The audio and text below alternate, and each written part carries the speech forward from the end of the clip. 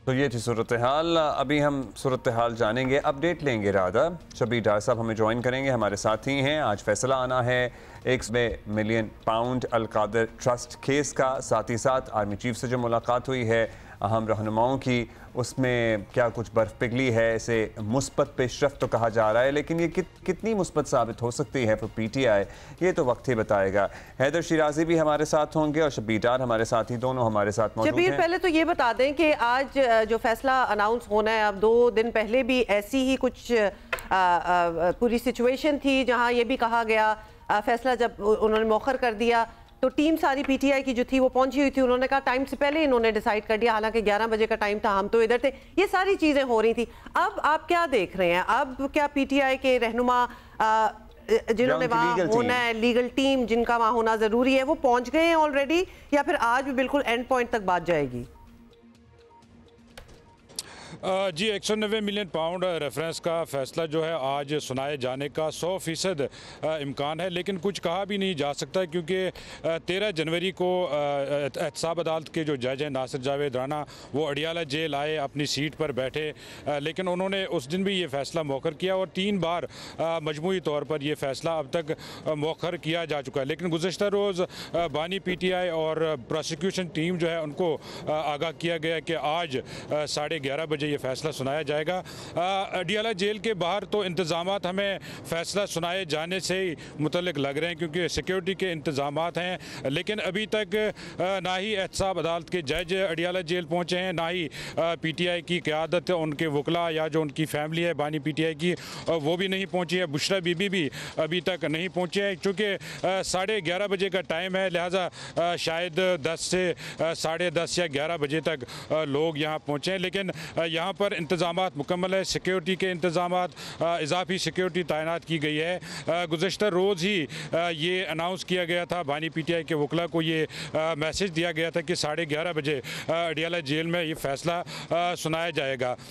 1 साल ये ट्रायल चला है अडियाला जेल में और इसमें करीबन 35 गवाहान के बयानात रिकॉर्ड किए गए, जिसमें 4 अहम गवाह हैं जो साबिक प्रिंसिपल सेक्रेटरी हैं, आज़म खान साबिक वज़ीर आला खैबर पख्तूनख्वा, परवेज़ खटक साबिक वफाकी वज़ीर, ज़ुबैदा जलाल, इसी तरह जो अलकादर यूनिवर्सिटी के चीफ फाइनेंशियल ऑफिसर है, उनका भी बयान रिकॉर्ड किया गया। ये 4 अहम गवाहान हैं। बाकी जो गवाहान है, किसी का नैब से ताल्लुक़ है, किसी का वज़ारत दाखिला से, किसी का मुख्तलिफ मिनिस्ट्रीज से हैं लोग, लेकिन ये 4 अहम गवाह हैं क्योंकि ये काबीना से रिलेटेड हैं। और जो £190 मिलियन रेफरेंस की जो मंजूरी दी गई थी £190 मिलियन की काबीना से, उस काबीना में ये तीनों लोग मौजूद थे और इनकी गवाही इस रेफरेंस में अहम थी। और अब चूँकि ये फ़ैसला 3 मरतबा मौखर हो चुका है, आज कभी इम्कान है कि ये फ़ैसला सुनाया जाएगा। तो क्या जज साहब पहुँच गए हैं, नैब का अमला पहुँच गया है, या अभी उनके आने में भी वक्त है? जी अब्दुल्ला, अभी तक यहाँ पर ना ही नायब हुकाम पहुँचे हैं, ना ही प्रोसिक्यूशन टीम, ना बानी PTI के वकला पहुँचे हैं, ना ही एहतसाब अदालत के जज पहुँचे हैं। चूँकि 11:30 बजे का टाइम है, हो सकता है 10 से 10:30 11 बजे तक लोग यहाँ पर पहुँच जाए। अलबत्ता मीडिया यहाँ पर पहुँचा हुआ है, सिक्योरिटी के इजाफी इंतज़ामात हम देख रहे हैं अडियाला जेल के बाहर, लिहाजा अब कभी इम्कान है कि 11:30 बजे तक हो सकता है ये फ़ैसला सुनाया जाएगा। कभी इम्कान है कि 11:30 बजे फैसला £190 मिलियन केस का जो बड़े अरसे से मौखर किया जा रहा है वो बिलाखिर सुना दिया जाए। और अब तो पाकिस्तान तहरीक इंसाफ के जो रहनुमा हैं या इवन बानी PTI की हमशीरा, वो बरमला ललकार रही हैं कि ये फैसला सुनाया जाए और भी बहुत कुछ कह रही हैं। हैदर शिराजी भी हमारे साथ मौजूद होंगे थोड़ी देर में, लेकिन बहुत सी चीज़ें चूंकि हो रही हैं, आपको पता है एक आर्मी चीफ के साथ मीटिंग का भी एतराफ़ कर लिया गया है। उसके अलावा अब हम एक सेंस लेना चाह रहे हैं फिर आपसे भी, क्योंकि बहुत सी चीज़ें हो रही हैं। जैसे कि आपको पता है कि कल कौमी असम्बली का इजलास भी नहीं होने दिया गया, जहाँ मुज़ाकरात हो रहे हों आपस में 2 पार्टियों के, जहाँ PTI है, हुकूमती पार्टी है। सो वी ऑफन वंडर कि उसमें कुछ चीज़ें इजी हो जानी चाहिए, लेकिन लगता है कि इनको भी एक इंडिकेशन मिलना स्टार्ट हो गई है कि थिंग्स आर नॉट हम इस पे भी शबीर से बात करेंगे, लेकिन अभी हमारे साथ मौजूद हैं वज़ीर आज़म के मुशीर बराए कानून और इंसाफ बैरिस्टर अकील मलिक साहब। बहुत शुक्रिया अकील साहब। अकील साहब, दे दिए उन्होंने मुतालबात लिखकर जो देने थे। हुकूमती कमेटी ने 1.5-2 घंटे बाद ही प्रेस कॉन्फ्रेंस करके एक नुक्ते को हाथ ही लिटरली मुस्तरद कर दिया। पीछे क्या रह गया है मुज़ाकरात की अगली नशिस्त में? समझ नहीं आ रहा। कुछ तवक्को रखने की गुंजाइश है बाकी? बिस्मिल्लाहिर्रहमानिर्रहीम, बहुत बहुत शुक्रिया।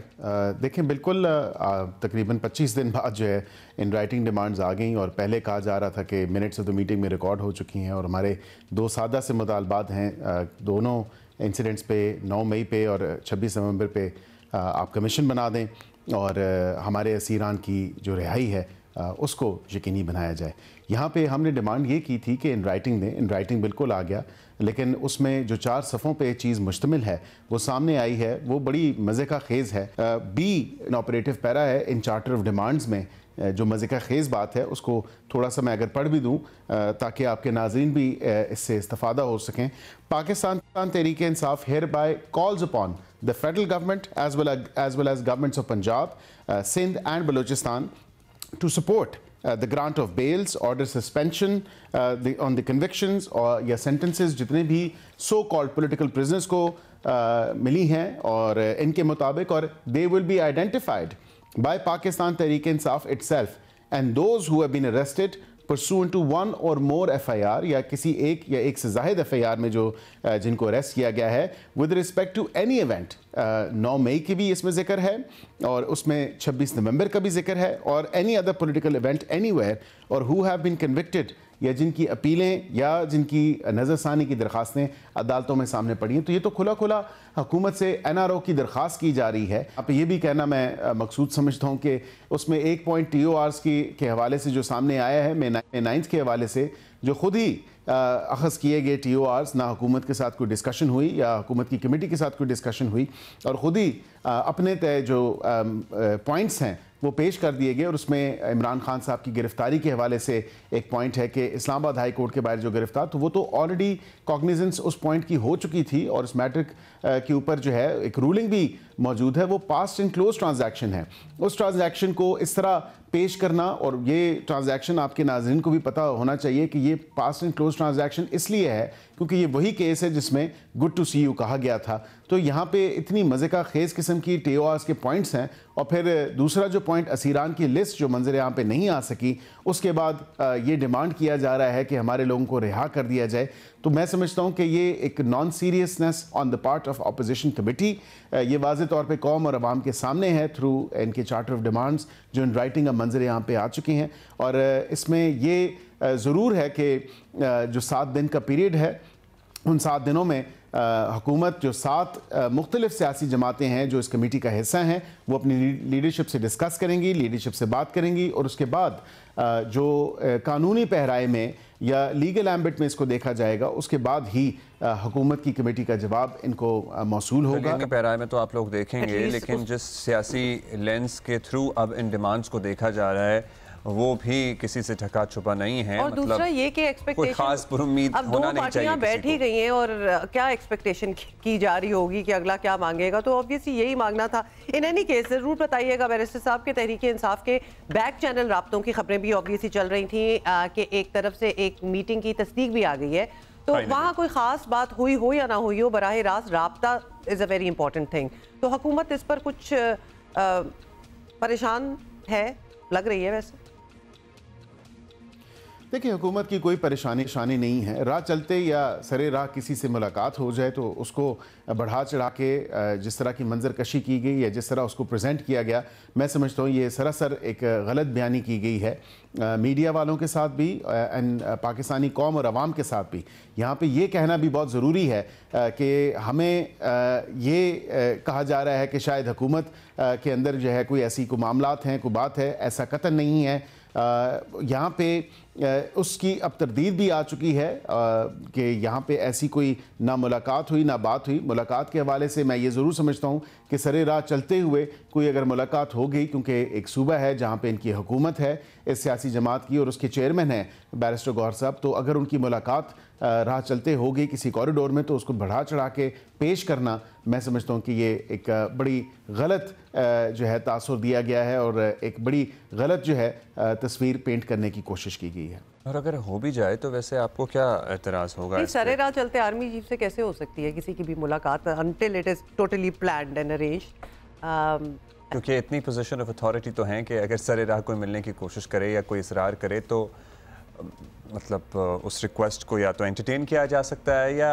डिनाई किया जा सकता है। खैर, अब बैरिस्टर साहब, अब इन तमाम मामलात से 190 मिलियन पाउंड का फैसला भी जुड़ चुका है जो आज आना है। अपेरेंटली आज इमरान खान के ख़िलाफ़ आया तो ज़ाहिर है वो गुस्से में आएंगे, नाराज़ होंगे, ये तो पता ही है सबको। अगर उनके हक़ में आया तो हुकूमत क्या करेगी? क्या चैलेंज करेंगे या मुज़ाकरात के जो मामलात हैं, मुज़ाकरात के मामलात में आगे बढ़ेंगे? उस स्पिरिट के तहत, मुज़ाकरात स्पिरिट, एक स्पोर्ट्समैन स्पिरिट होता है ना, इसमें फर्दर प्रोग्रेस करेंगे। देखिए, इस चीज़ में जो है एक बाइफर्केशन करने की ज़रूरत है कि मुज़ाकरात का अमल सेपरेट है और केसेस का जो मामला है या सज़ा और जज़ा का जो मामला है या सज़ा या रिहाई का जो तमाम तर मामला है वो एक सेपरेट अमल है। अब अदालतों का जो मामलात हैं वो एक सेपरेटली तमाम तर चीज़ पे चल रहे हैं और मुज़ाकरात एक सेपरेटली तमाम तर मामले के साथ चल रहे हैं। मुज़ाकरात का ना तो सज़ा के साथ या केसेस के डिसीजन के साथ कोई लिंक है और ना ही होना चाहिए। अब जब फैसला आएगा तो ज़ाहिरी बात है कि इस फैसले को देखना है कि आया ये इनके हक़ में आएगा या इनके ख़िलाफ़ आएगा। अगर इनके हक़ में आया तो बिल्कुल जो लीगल रिकोर्सेज हैं, जो मैं समझता हूँ कानूनी चारागोई है, वो हुकूमत हक़ रखती है और जो तमाम तर मामलात हैं उनको इसी तरह एक लीगल पॉइंट ऑफ व्यू से ही आगे बढ़ाया जाएगा और मुज़ाकरात का इससे कोई अमल नहीं है। लेकिन अगर फ़ैसला उनके ख़िलाफ़ आया तो सवाल ये बनता है कि क्या उस फैसले को ये कबूल करेंगे या नहीं करेंगे, या उसके ख़िलाफ़ ये क्या कानूनी चारागोई करेंगे। क्योंकि मैं ये समझता हूँ कि जो फ्रॉम अ नेकेड आई भी अगर देखा जाए तो ये जो मिस अप्रोप्रिएशन ऑफ फंड्स, जो मिस यूज़ ऑफ अथॉरिटी या अब्यूज़ ऑफ पावर था, जो एक ख़ुद बेनिफिट लिया गया तमाम तर मामलात में कि 190 मिलियन पाउंड जो पाकिस्तान के पैसे थे, पाकिस्तानी कौम के पैसे थे, उनको रीराउट करके किसी का फ़ाइन पे कर दिया,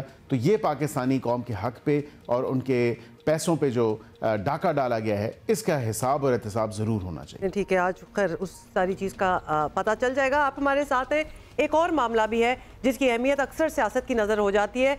अब यूरोपियन शोर, यूरोप के बेसिकली साहिलों पर एक और कश्ती डूब गई है और एक बार फिर दर्जनों पाकिस्तानी जहाँ बहक हो गए हैं। ना हुकूमत से, बहुत ही ये ट्रेजेडी वैसे हुई है, तो ना हुकूमत से कुछ हो रहा है और ना जाने वाले जो हैं वो बाज आ रहे हैं। आप जितनी भी उनको बता दें, क्या इंतहाई सख्त क्रैकडाउन और मज़ीद सख्त कवानीन बनाए बगैर ये सिलसिला ख़त्म होना मुमकिन भी है कि नहीं? बिकॉज अब लगता है कि हर चीज़ करके देख ली है, लेकिन ये हर 1-2 महीने बाद ऐसी खबरें आती हैं और उसमें पाकिस्तानी भरे होते हैं।